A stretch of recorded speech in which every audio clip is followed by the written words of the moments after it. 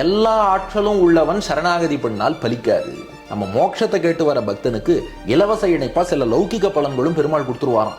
ராவணன் வர்ணத்தால் பிராமணன், ஜாதியால் அரக்கன் ராட்சசன். இப்ப நம்ம தான் பெருமாள் கிட்டக்க சரணாகதி பண்றோம். இப்ப ராமரே ஒரு இடத்துல இப்ப இங்க சரணாகதி பண்ணிருக்காரு, அது பத்தி கொஞ்சம் சொல்லுங்க. நிச்சயமா ராமன் சமுத்திரராஜன்ட்ட சரணாகதி பண்றார்.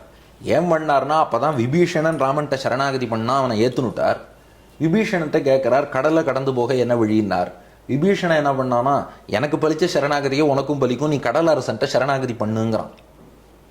ஆனா 3 நாள் ராமன் தர்பை புல்லை பரப்பி கருணையங்கடல் கிடந்தனன் கருங்கடல் நோக்கினார் கம்பர். கருங்கடலை நோக்கி கருணைக்கடல் பள்ளி கொண்டது என்று கம்பரும் இதை அழகா பாடினார். ஆனா அப்படி ராமன் பள்ளி கொண்டு 3 நாள் காத்திருந்து சரணாகதி பண்ண போதும் சமுத்திரராஜன் ரெஸ்பாண்ட் பண்ணல. இவர் கையில வில்லம்பு எடுக்கவும் சமுத்திரராஜன் இவர் காலில் விழுந்து சரணாகதி பண்ணிட்டான். இந்த சம்பவம் ராமாயணத்துல நமக்கு எதை உணர்த்துறதுன்னா, இதுக்கு நிறைய எக்ஸ்பிளனேஷன்ஸ் கொடுப்பா. ஆச்சாரியர்கள் சாதிக்கிற விஷயம், நீங்க சொன்ன மாதிரி வேதத்தின் சாரம் ராமாயணம். அந்த வேதத்தின் அடிப்படையில் இதுக்கு எக்ஸ்பிளனேஷன் என்னன்னா, சரணாகதி செய்பவன் கைமுதல் இல்லாதவனா இருக்கணும். நாம பகவானை நோக்கி போறோம் இல்லையா, சரணாகதி பண்ணும்போது என்ன பண்றோம், 2 கையும் இப்படி கூப்பிக்கிறோம், 2 கால்களையும் இப்படி பகவான் கிட்ட வச்சுடுறோம். என்ன அர்த்தம்னா, என் கால் இனிமே இன்னொருத்தர நாடி போகாது, என் 2 காலும் உன் வீட்டு வாசலை மிதிச்சுடுத்து. அடுத்து கை, என்னுடைய 2 கைகளை கொண்டு நானா எதுவும் சாதிக்க முடியாது. இந்த ஹேண்ட்ஸ் அப்னு தூக்குறா பாருங்க, அது போல பகவானை நோக்கி இந்த அஞ்சலி முத்திரை, பார்ப்பா நீ விட்ட வழிதான், என் கையால என்னால ஒன்றும் பண்ண முடியாது, என் காலால இன்னொருத்தரை நோக்கி போக முடியாது, கை ஒன்றும் பண்ண முடியாதுங்கிறதுக்கு ஆக்கிஞ்சன்யம்னு பேர், கால் இனி நகராதுங்கிறதுக்கு அனன்ய கதித்துவம்னு பேர். அப்போ என் முயற்சியால என்னை காப்பாற்றிக்க முடியாது, இன்னொருத்தரை நோக்கியும் என்னால் போக முடியாது. அப்படி இருக்கிறவன் சரணாகதி பண்ணாதான் பலிக்குமா. ஆனா ராமன் எப்படிப்பட்டவர், அவர்கிட்டே எல்லா ஆற்றலும் உண்டு, நினைச்சா கடலையே வற்ற வச்சிருவார். எல்லா ஆற்றலும் உள்ளவன் சரணாகதி பண்ணால் பலிக்காது.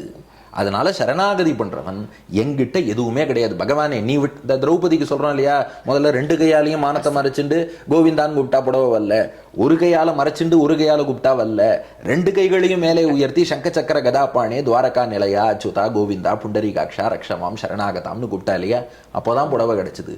அது போலத்தான் ஒரு சரணாகதின்னு பண்றவன் தன் முயற்சின்னு எதுவும் அவன்கிட்ட இருக்கக்கூடாது, இன்னொருத்தரையும் நம்பி இருக்கக்கூடாது. ராமனை பொறுத்தவரை அவன் முயற்சியிலேயே எல்லாம் சாத்தியம். அவர் இன்னும் கலோக்கியெல்லாம் சொல்லணும்னா, இந்த சேப்பங்கிழங்கு வெட்டுறதுக்கு ஷார்ப்பான கத்தியால் வெட்டக்கூடாதான், மொன்னையான கத்தியால் வெட்டினாதான் வெட்ட முடியுமா. ஏன்னா சேப்பங்கிழங்கை வெட்டணும்னா கத்தியில் ஷார்ப்னஸ் குறைவாக இருக்கணும். சரணாகதி பண்ணணும்னாலும் நமக்கும் ஷார்ப்னஸ் குறைவாக அவன் தான் கத்தின்னு பண்ணிடணும், நம்ம 0ன்னு இருக்கணும், அப்போ தான் சரணாகதி பலிக்கும். அதனால யார்கிட்ட பண்ணுறோங்கிறது முக்கியம். சமுத்திரராஜனை போல ஒருவன், அவன்கிட்ட எல்லா பெருமையும் கிடையாது, எளிமை வேணா இருக்குன்னு வச்சுக்கலாமே ஒழிய பெருமை கிடையாது. அப்படிப்பட்டவற்றையும் பண்ணக்கூடாது. அதனால பகவான்கிட்ட தான் சரணாகதி பண்ணணும், பண்றவன் கைமுதல் இல்லாம பண்ணணும். இங்க விபீஷன் இப்போ சரணாகதி பண்ணிடுற ராமர் கிட்டக்க, உடனே அவர் அவனை இங்க பட்டாபிஷேகம் பண்ணி வச்சுடுறார். இங்க இந்த கரையிலே சேத்து கரையிலே பண்ணி வச்சுடுறார். அது எப்படி ஒரு நியாயம்? ஏன்னா ஒரு நாடு இருக்கு, அந்த நாட்டுக்கு ஏற்கனவே ஒரு அரசன் இருக்கான், அவன் இன்னும் உயிரோடயே இருக்கிறச்சே இந்த கரையில இந்த மாதிரி இவர் எப்படி பண்ணி வைக்கலாம்? அதுக்கு என்ன ஒரு இது இருக்கு? நல்ல கேள்வி. அதாவது ராமனுக்கு என்னன்னா, தன் பக்தர்களுக்கு நிறைய அனுகிரகம் பண்ணணும்னு ஆசை. இந்த விபீஷண சரணாகதியிலேயே விபீஷணன் சரணாகதி பண்ணிட்டு காத்துன்னு இருக்கான். அப்போ சுக்ரீவனும் மற்ற வானராலும் என்ன சொல்றா, இல்லை இவன் ராவணன் தம்பிங்கிறான், அரக்கன் கெட்டவன், ஏத்துக்காது என்ன. ஆனால் ஹனுமான் தான் சொல்றார், ஏன்னா கண்டவன் பேச்ச கேட்கக்கூடாது, கண்டவன் பேச்சை தான் கேட்கணும். ஹனுமான் தான் போய் பார்த்தவர். அவர் சொல்றார், நான் பார்த்துருக்கேன், இவன் தர்மாத்மா நல்லவன், ஏத்துக்கலான்னார். ராமன் சொன்னானா, என் திருவுள்ளத்தை ஒருத்தர் கூட புரிஞ்சுக்கலையேன்னா. இந்த வானராள்லாம் கெட்டவன் ஏத்துக்காதேங்கிறான், ஹனுமான் மட்டும் நல்லவன் ஏத்துக்கோங்கிறார். ராமன் சொன்னா, என் கருத்து யாருக்குமே புரியல. என்னன்னா, நல்லவனோ கெட்டவனோ வந்துட்டா ஏத்துக்கணும். மித்ரபாவேன சம்பிராப்தம் நத்தியஜேயம் கதஞ்சன தோஷோ யத்யபி தஸ்ய ஸ்யாத் சதாமேத தகர்ஹிதம். அவன் என்னை தேடி வந்துட்டான்னாலே போதும், அது நல்லவனா கெட்டவனான்னு ஆராய வேண்டாம், அவனை கூட்டுன்வான்னு சொல்லி விபீஷணனை அழைத்து வர சொல்கிறான். இவனுக்கு விரைந்து அனுகிரகம் பண்ணணுங்கிற ஆசையில அவனுக்கு பட்டாபிஷேகமும் ராமன் அப்போதே பண்ணுகிறான். ஆக்சுவலா இது அபயப்பிரதான சாரம்ங்கிற நூல்ல சுவாமி வேதாந்த தேசிகன் இதை பத்தி ரிசர்ச் பண்றார். ஏன் ராமன் விபீஷணனுக்கு பட்டாபிஷேகம் பண்ணான்? அவன் பட்டாபிஷேகம் கேட்டு வந்தானா? விபீஷணன் ராமனுக்கு கைங்கரியம் பண்ணணும்னு பிரார்த்தித்து வரான். பவத்கதம் மே ராஜ்யஞ்ச ஜீவிதானி சுகானிச்ச என்று இது வால்மீகி ஸ்லோகமே இருக்கு. எனக்கு இனிமே எல்லாமே நீ தான், உன் கைங்கரியம் தான் எனக்கு ராஜ்யம்னு சொல்றான். ஆனா இந்த மாதிரி ராமன் பட்டாபிஷேகமும் சேர்த்து பண்றானே, என்ன விஷயம் அப்படின்னா அதுக்கு தேசிகன் விளக்கம் கொடுக்கிறார்.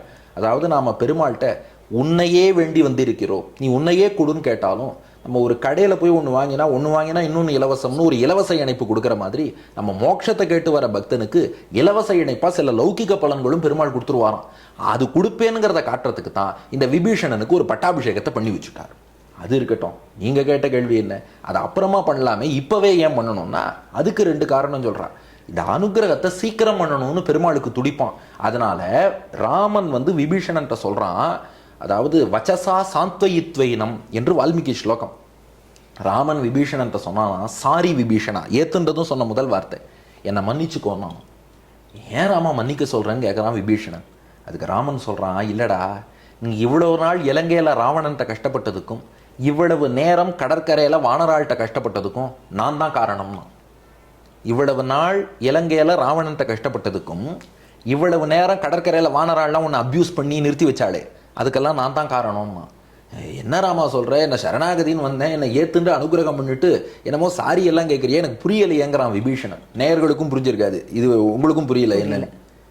ராமன் சொல்கிறான், அன்னைக்கு கஜேந்திரன்கிற ஒரு யானை ஒரு முதலையால் பிடிக்கப்பட்டு ஆதி மூலமேனு கூப்பிட்டப்போ நானே அந்த இடத்துக்கு ஓடி போய் அந்த முதலையை அழிச்சிட்டு யானையை மீட்டு அழிச்சுன்னு வந்துட்டேன் இல்லையா. அது போல ராவணன்கிற முதலை விபீஷணன்கிற யானையை பிடிச்சி டார்ச்சர் பண்ணுறதுன்னா நியாயப்படி நானே உன்னை தேடி முன்னாடியே அங்கே வந்து உன்னை காப்பாற்றி நான் உன்னை அழிச்சுன்னு வந்திருக்கணும். என் கடமையில் நான் தவறினதுனால தான் நீ என்னை தேடி வரும்படியாக வச்சுட்டேன். நான் உன்னை தேடி வந்திருக்கணும், ஆனால் அதை நான் பண்ணலை, நீ என்னை தேடி வந்துட்ட. அப்போ நான் ஏற்கனவே தாமதிச்சுட்டேன் தானே, இனிமே தாமதிக்க விரும்பலை, இப்போவே பட்டாபிஷேகம் பண்ணுறேன்னு பண்ணார். இது ஒரு விளக்கம். 2வது விளக்கம் என்னன்னா, இது இன்னும் சுவையாக சொல்கிறா. ராமனுக்கு என்ன ஒரு வருத்தமா, இவருக்கு யார் தம்பின்னு வந்தாலும் பட்டாபிஷேகம் வேண்டான்றான். பரதன் ஒரு தம்பி என்ன பண்ணா, பட்டாபிஷேகம் பண்ணிக்க மாட்டேன்னா. இந்த சுக்ரீவனை தம்பின்னு ஏத்துண்டார். அவன் என்ன பண்ணா, வாலிவதானதும் அச்சோ எங்க, அது வரைக்கும் ஒரு மாதிரி இருந்தான். வாலிவதானதும் அச்சோ எங்க அண்ணன் வாலியே போயிட்டான், இனிமே எனக்கு பட்டாபிஷேகம் வேணுமான்னு கேட்க அப்புறம் கம்பல் பண்ணி உட்கார வச்சார்.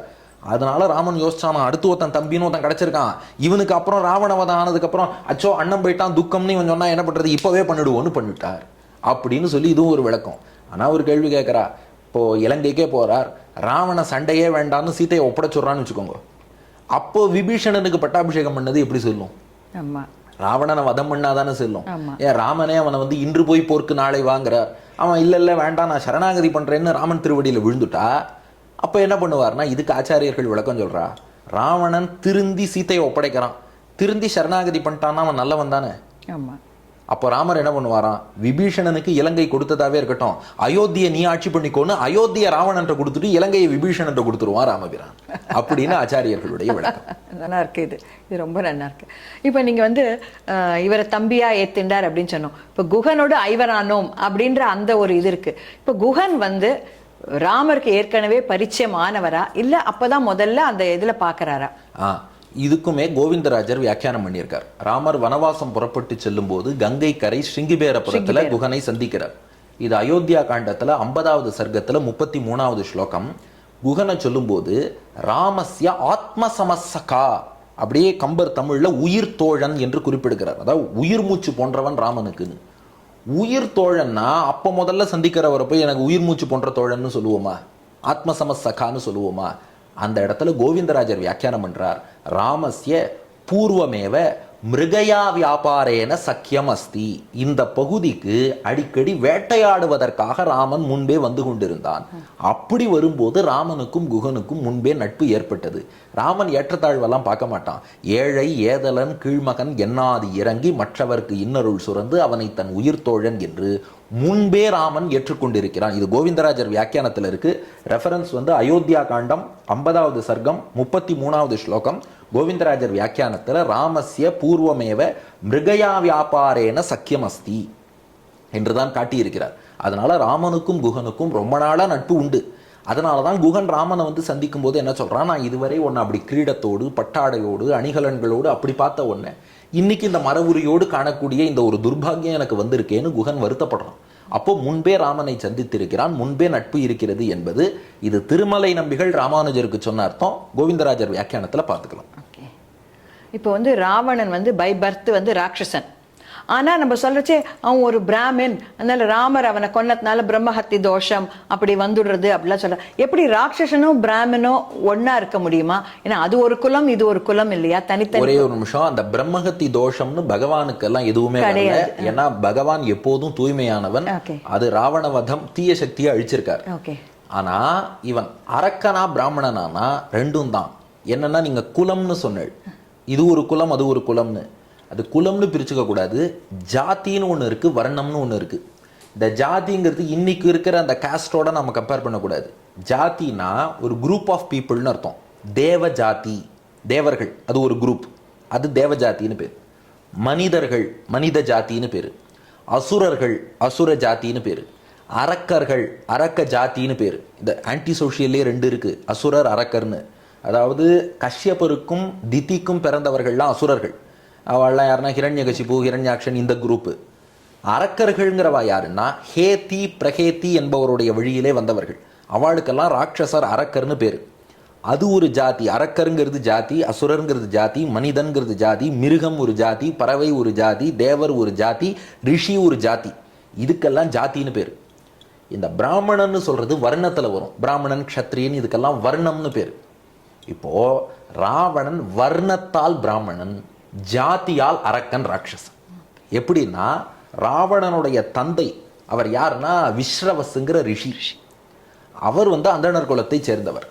அவனோட அம்மா யாருன்னா இந்த ஹேத்தி பிரகேத்தி சொன்னேன் இல்லையா, அவா வழியில வந்த மாலி என்பவனுடைய மகள். அவளுக்கு கைகசின்னு பேரு. அவள் அரக்க வம்சத்திலே பிறந்தவள், அந்த அரக்க ஜாத்தியை சேர்ந்தவோ. அப்போ ஜாத்தியால் அரக்கியான அம்மாவுக்கும் இந்த வர்ணத்தால் பிராமணனான விஸ்ரவசுக்கும் பிறந்த மகன் யாருன்னா ராவணன். இது நம்ம உடனே என்ன பண்ணுவோம், அப்போ இந்த காம்பினேஷனுக்கும் அந்த காம்பினேஷனுக்கும் அடுத்து வர சந்ததி எப்படி ஆகும் அப்படி யோசிக்க போயிடுவோம். ஆனா இதை நம்ம பெரியோர்கள் காமிச்சதுக்கு வேற ஒரு முக்கியமான பர்பஸ் இருக்கு. என்னன்னா ஒரு குழந்தை நல்ல குழந்தையா உருவாகணும்னா தந்தைக்கும் நல்லெண்ணங்கள் இருக்கணும், தாய்க்கும் நல்லெண்ணங்கள் இருக்கணும். ராவணனை பொறுத்தவரை அவ அப்பா விஸ்ரவஸ் நல்ல வேத பண்டிதராக இருக்கார். இது வர்ணம் அதெல்லாம் விட்டுடுங்க. ஆஸ் எ மேன் விஸ்ரவஸ் ரொம்ப உயர்ந்தவர். அந்த கைகசிங்கிறவோ அவரை கல்யாணம் பண்ணிக்கும் போதே எந்த இன்டென்ஷன்ல கல்யாணம் பண்ணிட்டாலும் இந்த விஸ்ரவஸுக்குத்தான் இன்னொரு மனைவிக்கு மகனா குபேரன் பிறந்திருக்கான். அதனால நான் போய் இவரை கல்யாணம் பண்ணிட்டா எனக்கும் குபேரனை போல ஒரு பணக்காரன் பிறப்பாங்கிற கால்குலேஷன்ல அவ போய் கல்யாணம் பண்ணிக்கிறா கைகசி. அப்போ அந்த அம்மாவுடைய எண்ணங்கள் இன்டென்ஷன் நாட் சோ குட். அப்பாவோட இன்டென்ஷன் நல்ல இன்டென்ஷன். இந்த ரெண்டோட காம்பினேஷனா பிறந்தவன் ராவணன். அதனால தான் அந்த தந்தைக்குரிய பண்புகளும் சிலது வந்துட்டு இருக்கு. ஒரு சாமகானம் வீணாகானம் இதெல்லாம் வாசிக்கிற அந்த பண்பும் வந்துட்டு இருக்கு. ஆனால் அதே சமயம் அந்த தாயினுடைய அரக்கர் குணம், மற்றவர்கள் எல்லாம் அடிமைப்படுத்தணும், தான் மட்டும் நல்லா இருக்கணும், இது போன்ற எண்ணங்களும் இருக்கு. அதனால இதுவும் அதுவும் ஆனால் என்ன, இந்த மாதிரி ஆராய்ச்சிக்குள்ள நாம போயிட்டா நம் வாழ்க்கைக்கு இது என்ன பாடம் சொல்றதுங்கிறத மறந்துடுவோம். அதனால அதெல்லாம் விட்டுடுவோம். அவன் ஜாத்தியாலே அரக்கன். ஏன்னா ஒவ்வொரு ஜாத்தியிலையுமே இந்த வர்ணங்கள் உண்டு. இப்போ தேவர்கள்லையும் பிராமண தேவர்கள் உண்டு, க்ஷத்ரிய தேவர்கள் உண்டு. மனிதர்கள்லையும் மன்னர்கள், அதுபோல உழைப்பவர்கள், வேளாளர்கள் சொல்றோம், வியாபாரிகள் சொல்றோம். அதுபோல அரக்கர்கள்லையும் உண்டு. இப்போ பிரம்ம ராட்சசன்பா, பிரம்ம ராட்சசன்னா பிராமணனா இருக்கும் ராட்சசன் அர்த்தம். அது போல க்ஷத்ரிய ராட்சசன்னா க்ஷத்ரியனா இருக்கும் ராட்சசன். ஏன் ரிஷிகள்ல சொல்றோமே பிரம்ம ரிஷிங்கிறோம். பிரம்ம ரிஷினா என்ன அர்த்தம்னா ரிஷி ஜாதியில் உள்ள பிராமணர். ராஜ ரிஷினா ரிஷி ஜாதியில் உள்ள ராஜா க்ஷத்ரியர். அதனால எல்லா ஜாதிகளிலும் இந்த 4 வர்ணம்ங்கிறது உண்டு. அது தேவ ஜாதியோ அசுர ஜாதியோ. அந்த அரக்க ஜாதியில இவன் பிராமண வர்ணத்தவனாக இவன் இருந்திருக்கிறான். ஸோ இந்த காம்பினேஷன் எப்படிங்கிறதுக்கு பெரியோர்கள் விரிவாக சொல்லியிருக்காரு. அதுக்குள்ள நாம போக வேண்டாம். நமக்கு நெட் மெசேஜ் என்னன்னா, எங்க பிராச்சாரியன் ஆசுகவி வில்லூர் சுவாமி அவருடைய புன்னகை ராமாயணத்தில் தெரிவிக்கிறார். இந்த ராவணன் இருக்கானே அவன் என்ன பண்ணான், தாயார் மகாலட்சுமி மேல ஆசைப்பட்டான், சீத்தை மேல. சீத்தை மீது ஒரு பக்தி வருவது நல்ல விஷயம், மகாலட்சுமிகிட்ட பக்தியில ஈடுபட்டான்னா. ஆனா அது என்ன ஆயிடுது, விஸ்ரவஸ் ரிஷியின் பிள்ளையா பிறந்ததுனால தாயார்கிட்ட ஈடுபாடு வந்தது. ஆனா அந்த அம்மாவுடைய அரக்க குணம் சேர்ந்ததுனால அது அம்மாட்ட பிள்ளை செலுத்துற அந்த பாசமா பக்தியா இல்லாமல் தாயார் மீதே காமம் கொண்டு எனக்கு ராமன் வேண்டாம் வெறும் சீத்தை தான் வேணும்னு நினைச்சு அழிஞ்சு போனான். சூர்பனகையும் இதே கதை தான். சூர்பனகை ராமனை தானே காதலிச்சா. அதை யாராவது தப்புன்னு சொல்ல முடியுமா? பெருமாளை எவ்வளவு பேர் காதலிக்கிறா, அது தப்பு இல்லை. அந்த தாயினுடைய அந்த துர்குணம் எப்படி ஆக்ட் பண்ணிட்டுனா சீத்தையை கொண்டு ராமன் அடையணும்னு நினைச்சிட்டான். ராமன்ட்ட போய் அவன் நேரா அவனுடைய காதல்னு சொல்லியிருந்தா இந்த அவதாரம் இல்லைன்னா இன்னொரு அவதாரத்துல கூட அவளை ஏத்துக்கலாம். ஆனா அவ சீத்தை லக்ஷ்மணன் இவாளெல்லாம் கொன்னுட்டு தான் மட்டும் ராமனை அடையணும்னு நினைச்சா. அதனாலதான் காது மூக்கு போச்சு. அப்போ சூர்பனகை என்ன பண்றா, எனக்கு பிராட்டி வேண்டாம் பெருமாள் மட்டும் வேணும்னா காது மூக்கு போச்சு. ராவணன் என்ன பண்ணா, எனக்கு பெருமாள் வேண்டாம் பிராட்டி மட்டும் வேணும்னா பிராணனே போச்சு. ஆனா இந்த குடும்பத்திலேயே மாறி பிறந்தவன் யாருன்னா விபீஷணன். அவன் பெருமாள் தாயார் 2 பேரையும் சேர்த்து வச்சான். இன்று வரை சிரஞ்சீவியாக இருந்து கொண்டு இருக்கிறான். அதனால இந்த சூர்பனகை, ராவணன், கும்பகர்ணன் இவாளுக்கெல்லாம் அந்த தந்தையின் நற்குணத்தோடு தாயினுடைய துர்குணமும் சேர்ந்து அந்த 2ஓட கலவையாக இருவரும் இருந்திருக்கிறார்கள். அதனாலதான் இவ்வளவு ப்ராப்ளம்ஸ். அந்த இடத்த நாம எடுத்துட்டா போறோம். ஆனா எல்லா ஜாத்தியிலையும் இந்த வர்ணங்கள்ங்கிறது இருந்துதான் இருக்கு. Okay okay. இப்போ வந்து ராவணனை அழிச்சிட்டு சீத்தையை இது பண்ணுறச்சு தீக்குளிக்க சொல்கிறார் ராமர். அது என்ன அவருக்கே வந்து சந்தேகமா, இல்லை உலகத்துக்கு ப்ரூவ் பண்ணணும்ட்டா? அது என்ன அவசியம்? உலகத்துக்கு ப்ரூவ் பண்ண வேண்டிய அவசியம் இல்லையே. ஏன் வந்து சீத்தை தீக்குளிச்சா?